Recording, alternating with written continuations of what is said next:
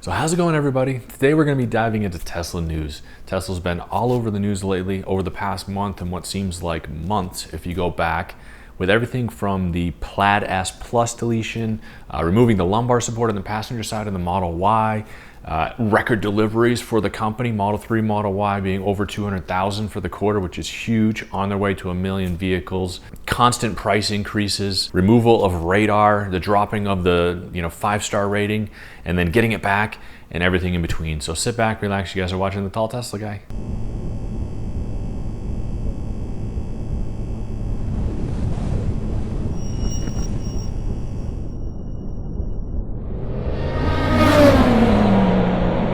So we're going to start right into the Model S Plaid Plus. Now, unlike some of you people out there, I did not have it on my radar or something that I could definitely get anytime soon. It wasn't something that, it's certainly something that I wouldn't mind having, but at $140,000, the price tag was a little bit higher than I was looking to spend. And that's before you change the paint color, tires, everything like that. So it's easily something that gets it closer to $160,000.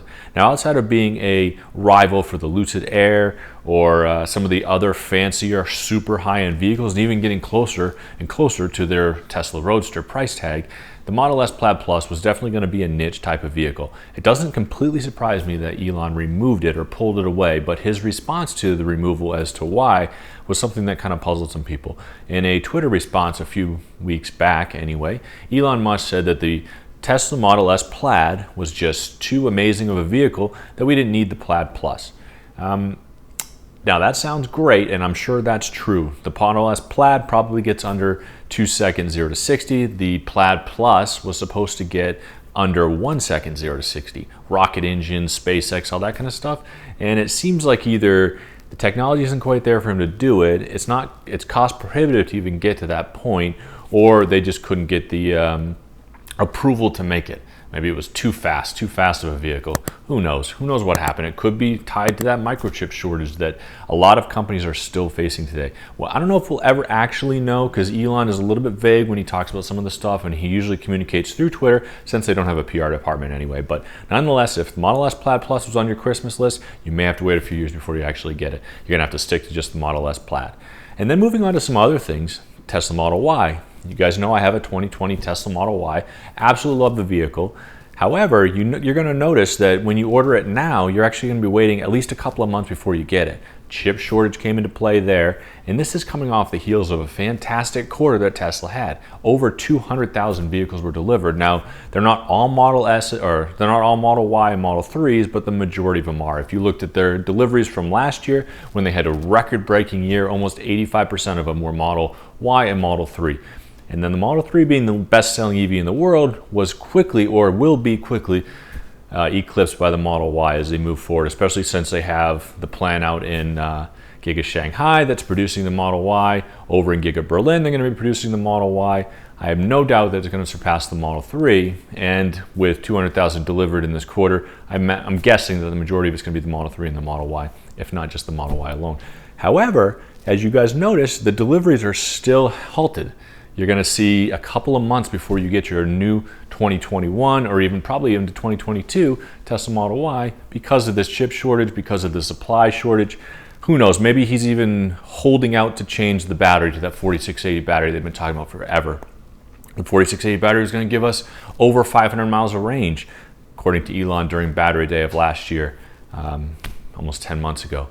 Now, we still haven't seen it yet. He did promise it then to 2020. He promised it first quarter of 21, now second quarter of 21, and then probably at this point, maybe even to 22. But nonetheless, that could be part of the reason why there's a delay. We're not really sure because they are constantly adding the prices. You're going to notice that if you were looking at buying one a couple of months ago, a month ago, a few weeks ago, ever since then, they've had 5 price increases. 500 here, 500 there, on the Model 3 and the Model Y. Could they be getting ready for this EV tax credit? I'm not sure. Maybe they're trying to get the price up there so when people get that EV tax credit in there, it balances out and keeps it the same. I'm not sure. But nonetheless, if you were looking to buy one and you're waiting for the price to drop, it's more likely than not going to go up. And then on top of that, you're going to be waiting a few months to get it just because of all the shortages and everything like that. And then this kind of jumps into one of the main reasons why, outside of being an awesome vehicle to drive, the acceleration, the battery, the range, all that sort of stuff, why you get a Tesla is because of the safety rating.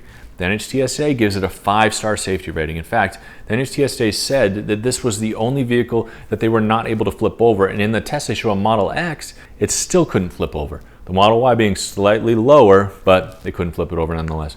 And those tests were pretty aggressive. It, added to the 5-star safety rating. It made me confident in getting it, that I was going to be driving a safe vehicle, and a lot of people look at that kind of thing. Well, recently, Tesla just said that they are getting rid of radar in lieu of Tesla Vision. Now, Tesla Vision sounds like a fantastic thing. It's almost like a 3D augmented reality view of the world that the Tesla vehicle will be using to help navigate and drive around, full self-driving. I imagine that that's what you actually need in order to get level 5 autonomous driving, which would be completely hands-free, relax, sit back as the car drives you to wherever you're going. Now, we're nowhere near there now. We're maybe at the best at level 2. However, Elon might be just planning for that in the future, and I'm guessing that they do need Tesla Vision to do that versus the radar. Radar is kind of an outdated feature. However, it's something that the car has already, and in my opinion, I thought they should have just kept it on while they worked on Tesla Vision. I didn't see the advantage to removing it completely and then working on Tesla Vision, because there are situations where radar is great. When there's low visibility, you've got heavy rain, fog, stuff like that you can't see, that the car wouldn't be able to see either, and the radar is kind of nice. There's a lot of stuff coming down the pipeline with Tesla Vision. It's not quite here yet, but because of that, because they made that switch, the NHTSA, Consumer Reports, Car and Driver jumped back in and said, hey, you're not 5-star anymore, you're going to be 4-star. Now that kind of, there could be some politics in there. There could be some background stuff happening into the situation that made them go from 5 to 4. But nonetheless, they did jump back in and say, oh, no, well, I guess it's safe enough. It's still going to be 5-star. So they did get their star back. However, they did take it away. So, not just some of the consumers, not just some of the drivers like myself, were nervous or worried or concerned as to why they got rid of the radar and put it in, just kind of put all the emphasis in Tesla Vision. Other companies, other reporting agencies were concerned about it as well. But on the positive side, it sounds like it wasn't concerning enough to remove the star officially, because they did, like I said, give it back. So Tesla still has 5-star rating on all of their vehicles, which is nice. Now, I'm not sure if that includes the Roadster, but all of the production vehicles being the Model S, X, Y, and the 3. So that'll be good moving into when the Model 2 production actually comes into fruition. But who knows when that's actually going to happen. That's probably more likely on Elon time than on realistic time. Now, that does actually step into some of the single cast design excitement that's been coming out of Giga Austin, Giga Shanghai, and Giga Berlin. They have those big, huge presses that produce a single cast of the Model Y frame, and I imagine the Model 3 as well. Elon said that this is actually going to reduce 70 robots in the production of the vehicle, which will help save money. I'm sure eventually it'll trickle down to the savings on the vehicle, but the bigger kind of picture there outside of the cost savings is it's going to make the car safer. And then as a final kind of note, now this is something that a lot of Tesla drivers, including myself, noticed when we first got the vehicle. There's actually a camera in the, right above the rearview mirror that's facing you. Well, that camera was actually designed to give the vehicle or somebody or something a view of the car to assure that the driver is actually paying attention. Now, you guys will notice, and a lot of people comment on this, when you are in autopilot in the Tesla, every 30 seconds or so you have to put your hand on the steering wheel, which you should have it there anyway, but you have to give the car some sort of indication that you are still awake, alert, and driving.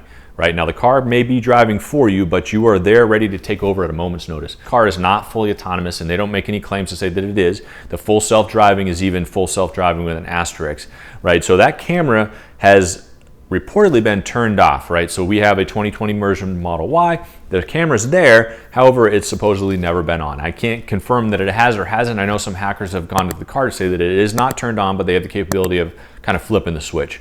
So I'm going to trust them a little bit, say that it's actually not turned on. However, what they're saying is that they can turn it on, and they have the functionality within the programming to determine that the driver is awake and alert and ready to take over, and then you wouldn't need the nag anymore. It's, in my mind, it's kind of a side thing. You should be paying attention, ready to go anyway. Reportedly keeping your hand on the steering wheel just so you can take over quickly.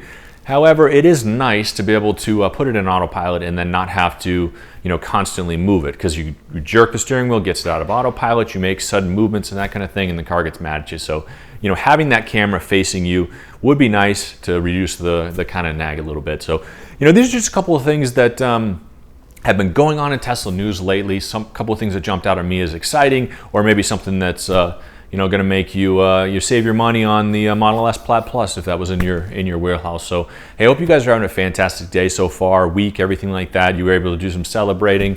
I hope that you guys know the routine. Hit that like button, hit that subscribe. Lets me know the kind of videos you guys like to see, and let me know in the comments if there's anything else that they were excited about that maybe I didn't mention. We can throw it in the next video, something like that. So I really appreciate you guys watching. Appreciate you guys tuning in, and you guys stay safe out there. Thanks a lot, guys.